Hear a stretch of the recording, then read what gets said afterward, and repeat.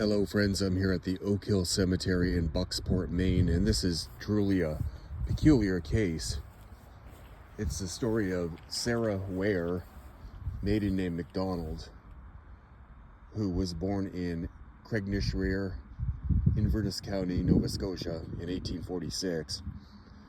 She married Charles W. Ware, 1848 to 1893. And they had at least one child, Alice D. Ware, 1872 to 1890. But getting back to Sarah, she was divorced from Charles, and to support herself and her child, likely, she worked odd jobs here in Bucksport. On the night of September 17th of 1898, she was going around collecting payments for the people she did odd jobs for. And the last house she stopped at before she went home was that of William Trewargy. Now, Trewargy was a very rough character with a history of violence. And Sarah disappeared that night. Her body was found 2 weeks later in a pasture with a blood-soaked hammer near it, bearing the initials of William Trewargy, W.T. But it wasn't until years later that he actually went on trial. And there were numerous witnesses that claimed that they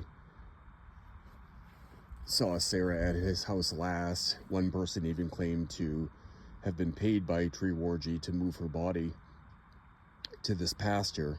But years later, they recanted their testimony and the murder weapon went missing. When they tried to move Sarah's body, her throat had been cut.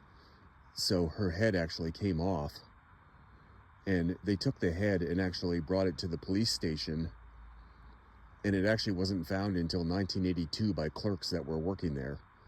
For years, people would swing by the town office and ask to see Sarah Ware, and they would say, well, we have her skull, and they would open a box and show the skull of Sarah Ware. So in 1998, 100 years after Sarah's death, they actually buried her skull right here. It is thought that the body is not buried here, but it is rumored that the body is actually buried at the nearby Silver Lake Cemetery, also here in Bucksport. But 1998 is when they finally buried the remains of Sarah Ware. They also had her pocketbook and a few other possessions. And initially, it was rumored that she had a lot of money from these odd jobs.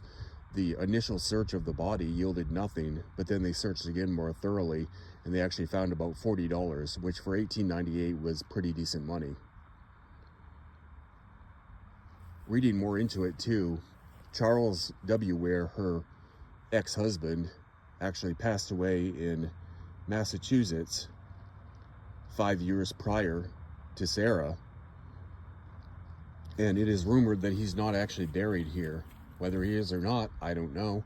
But it makes for an interesting twist on the story, especially that she's buried next to her ex-husband. They were divorced at that time, which was gaining more popularity then. But rest in peace to the head of Sarah Ware, and also wherever her body may be buried as well.